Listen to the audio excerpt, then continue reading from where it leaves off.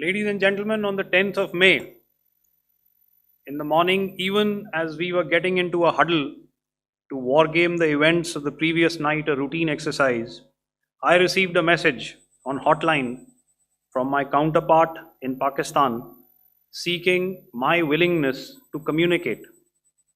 Since our initial aim was to strike at terror camps, and all our actions in the subsequent days were in response to the intrusions and violations by the Pakistan Air Force and its army, it was decided that I would indeed speak with my counterpart.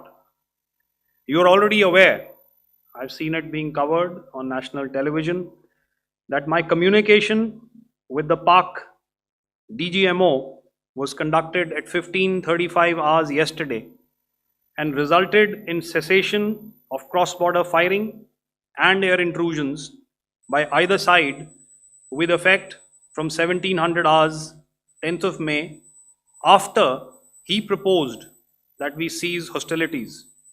We also decided to further speak on the 12th of May, that's tomorrow, at 1200 hours to discuss the modalities that would enable the longevity of this understanding. However, disappointingly, and must I add, expectedly, it took only a couple of hours for the Pakistan Army to violate these arrangements by cross-border and across the line of control firing, followed by drone intrusions across the expanse of the Western Front through last night and in the early hours of the morning today. These violations were responded to robustly and dealt with as they must be.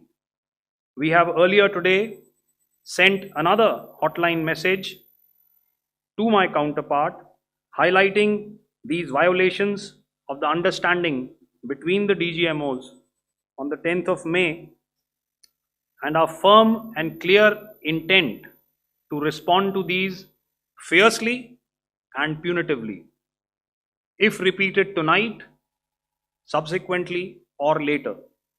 In this regard, I must inform all of you that the Chief of Army Staff has earlier today conducted a security review and has granted full authority to our Army commanders for counteractions in the kinetic domain in case of any violation by Pakistan.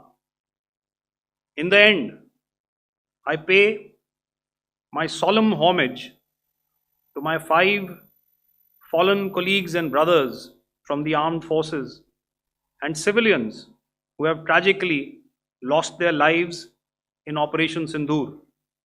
Our hearts go out to the bereaved families